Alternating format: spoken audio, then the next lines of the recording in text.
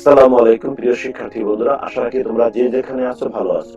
তোমাদের সুস্থতা কামনা করছি এবং সেই সাথে সাথে তোমাদেরকে স্বাগত জানাচ্ছি তোমাদের চ্যানেল, আমার চ্যানেল সোহেল ইংলিশ হরাইজনে। প্রিয় শিক্ষার্থী বন্ধুরা, এখন আমি অত্যন্ত গুরুত্বপূর্ণ একটি টপিক নিয়ে আলোচনা করব এবং সেই টপিকটি হলো অ্যাপ্রোপ্রিয়েট প্রিপজিশন। প্রিয় বন্ধুরা, তোমরা জানো তোমাদের এইচএসসি ইংলিশ সেকেন্ড পেপারে যে 12টি গ্রামার আইটেম থাকে তার মধ্যে ইউজ অফ প্রিপজিশন একটি।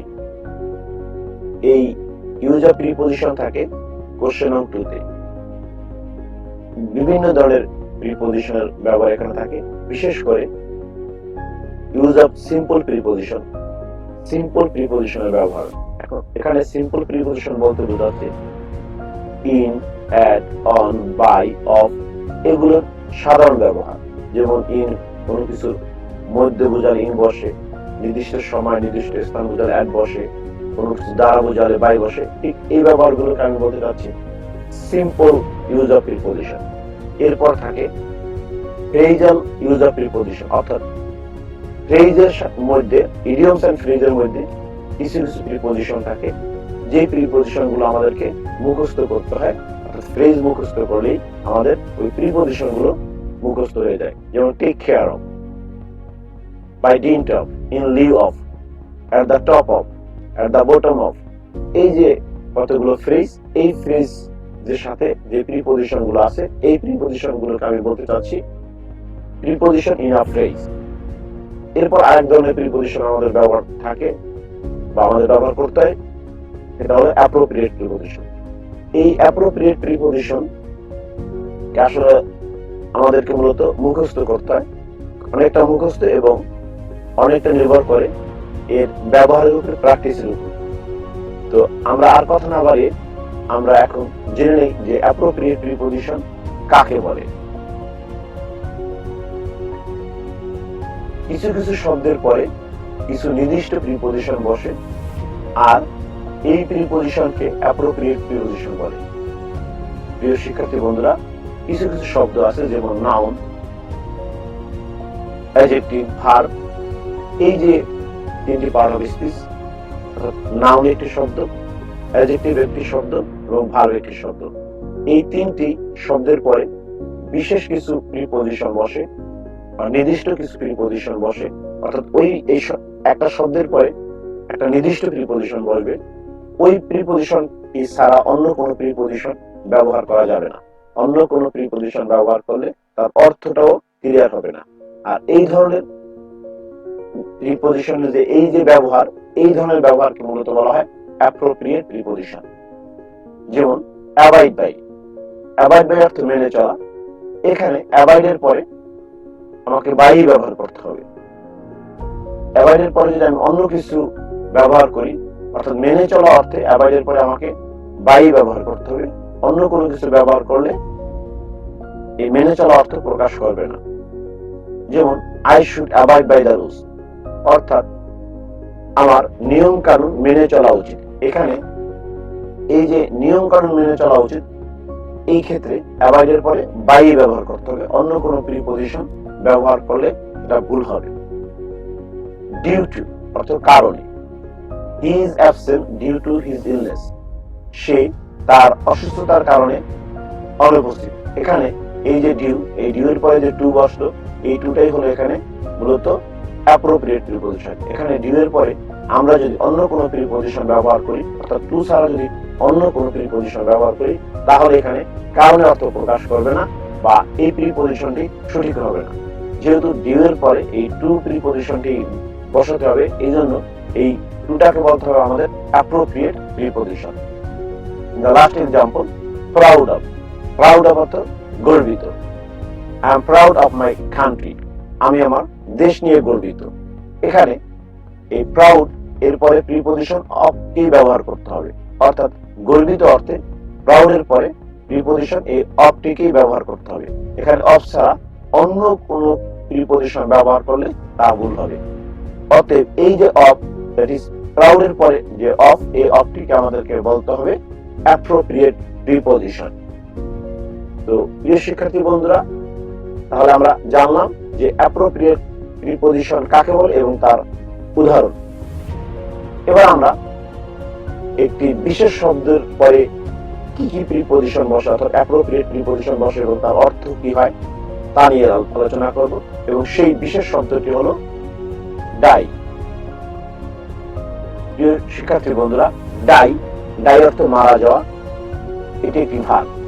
আর এই ভার্বের পরে যে প্রিপজিশন গুলো বসে তা হলো of, from, in, for, by, out, away, off এবং থ্রু। অর্থাৎ ডাইয়ের পরে এই প্রিপজিশন গুলো বসতে পারে। যেমন ডাইয়ের পরে অফ অর্থাৎ ডাই অফ, এবং রোগে অথবা অনাহারে অথবা দুঃখে মারা যাওয়া বোঝাতে ডাইয়ের পরে অফ বসে। দ্যাট ইজ, কোনো মানুষ যদি কোনো রোগে মারা যায় অথবা অনাহারে না খেয়ে মারা যায় বা দুঃখে মারা যায়, কষ্টে মারা যায়, এই সকল ক্ষেত্রে আমরা ডাই অফ ব্যবহার করব। যেমন the man died of malaria, অর্থাৎ লোকটি ম্যালেরিয়া রোগে মারা গিয়েছিল। যেহেতু এখানে ম্যালেরিয়া এটি একটি রোগের নাম, এই জন্য এখানে আমরা ব্যবহার করব অফ। অর্থাৎ যদি ডাই শব্দটি থাকে, এরপরে একটি গ্যাপ থাকে এবং এই গ্যাপের পরে একটি যে কোনো একটি রোগের নাম দেওয়া থাকে, তাহলে এই ডাইয়ের পরে আমরা বা ডাইডের পরে আমরা এখানে অফ ব্যবহার করব। কারণ রোগে অনাহারে বা দুঃখে মারা যাওয়া বোঝাতে ডাইয়ের পরে অফ বসে। Secondly, die from. কোথায় আমরা ডাই ফ্রম ব্যবহার করব? কোনো কারণে মারা যাওয়া বোঝাতে আমরা ডাইয়ের পরে আমরা ফ্রম ব্যবহার করব। যে কোনো কিছুর কারণে বা কোনো কিছুর প্রভাবে বা কোনো কিছুর ফলে যদি কেউ মারা যায়, তখন আমরা ডাইয়ের পরে ফ্রম ব্যবহার করব।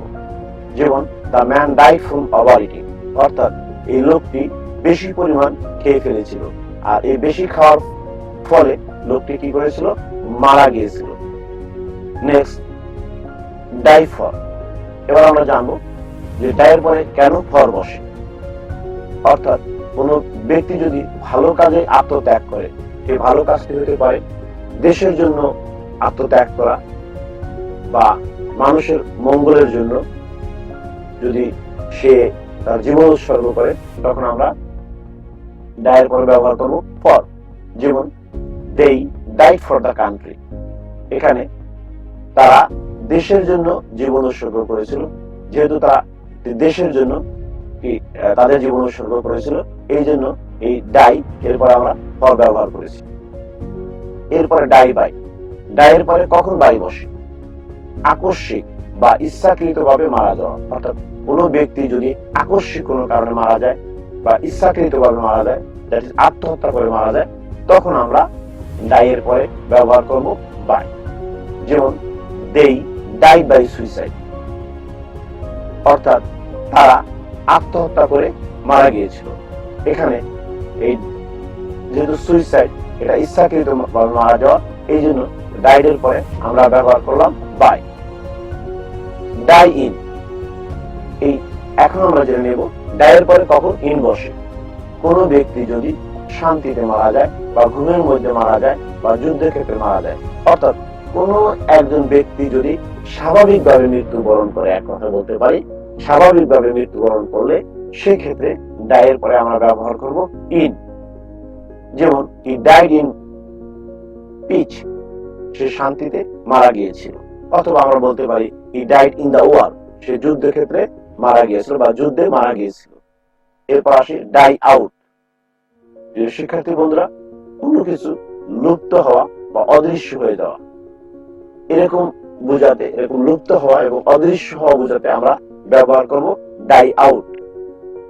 যেমন our morality is dying out day by day, অর্থাৎ আমাদের নৈতিকতা দিন দিন অদৃশ্য হয়ে যাচ্ছে, লুপ্ত হয়ে যাচ্ছে। আমাদের ভিতরে এক সময় যে নৈতিকতা ছিল, সেই নৈতিকতা এখন আস্তে আস্তে আমাদের ভিতর থেকে অদৃশ্য হয়ে যাচ্ছে, শেষ হয়ে যাচ্ছে। এই জন্য আমরা ব্যবহার করবো এখানে ডাইয়ের পরে আউট। এরপরে ডাই অ্যাওয়ে। ডাই এর পরে কখন অ্যাওয়ে বসে?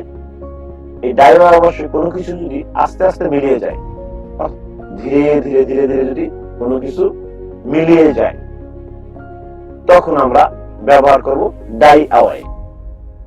যেমন the sound soon died away, শব্দটা শীঘ্রই মিলিয়ে গিয়েছিল, অর্থাৎ আস্তে আস্তে আস্তে আস্তে শব্দটা কমতে কমতে এক সময় শেষ হয়ে গিয়েছিল। এরকম অর্থ প্রকাশ করার জন্য আমরা ডাই এর পরে আমরা ব্যবহার করব অ্যাওয়ে, অর্থাৎ ডাই অ্যাওয়ে।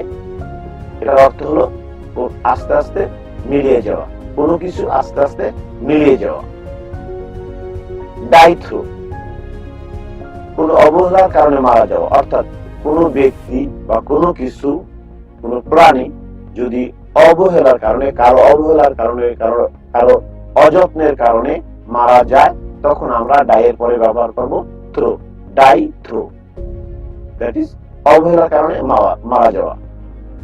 যেমন the man died through negligence, অর্থাৎ লোকটা অবহেলার কারণে, অযত্নের কারণে মারা গিয়েছিল। ডাই অফ, একে একে মরিয়া যাওয়া, অর্থাৎ একজন মারা গেল, তারপর আরেকজন, তারপর আরো একজন, এরপর একজন একজন একজন করে যদি কেউ এরকম মরতে দেখি বা মারা যায়, তখন আমরা ব্যবহার করব ডাই এর পরে অফ। যেমন the Mariners of the boat died of, অর্থাৎ নৌকার যে নাবিকরা ছিল তারা একে একে মরিয়া গিয়েছিল। Last one, die in harness, এটি একটি ফ্রেজ, কর্মরত অবস্থায় মারা যাওয়া এরকম অর্থ বোঝাতে, অর্থাৎ কোন একজন মানুষ যদি সে কর্মরত থাকে, সেটা অফিসে হোক বা খেতে খামারে মাঠে যেখানেই হোক, সে যদি তার কাজ করা অবস্থায়, কর্মরত অবস্থায় মারা যায়, তখন আমরা ব্যবহার করব ডাই ইন হার্নেস। যেমন হি ডাইড ইন হার্নেস, সে কর্মরত অবস্থায় মারা গিয়েছিল। তো প্রিয় শিক্ষার্থী বন্ধুরা, এই ক্লাসের মাধ্যমে আমরা ডাই এর পরে কখন কোন ধরনের প্রিপজিশন বসে সে সম্পর্কে জানলাম। আশা করি তোমাদের এই ক্লাসটি ভালো লেগেছে। আজ এ পর্যন্তই। আর যদি তোমাদের এই ক্লাসটি ভালো লাগে থাকে, তাহলে অবশ্যই নিচের যে লাইক এবং শেয়ার বাটন আছে সেখানে তোমরা ক্লিক করো এবং কমেন্ট বক্সে তোমাদের মূল্যবান কমেন্ট করো। এবং আমার এই চ্যানেলটি যদি সাবস্ক্রাইব করে না থাকো, তাহলে এখনই সাবস্ক্রাইব করো এবং সাথে সাথে উপরে যে বেল আইকনটি আছে সেখানে ক্লিক করে রাখো, যাতে করে আমি যখনই কোনো ক্লাস আপলোড করি সাথে সাথে তুমি পেতে পারো। Thank you very much. আল্লাহ হাফেজ।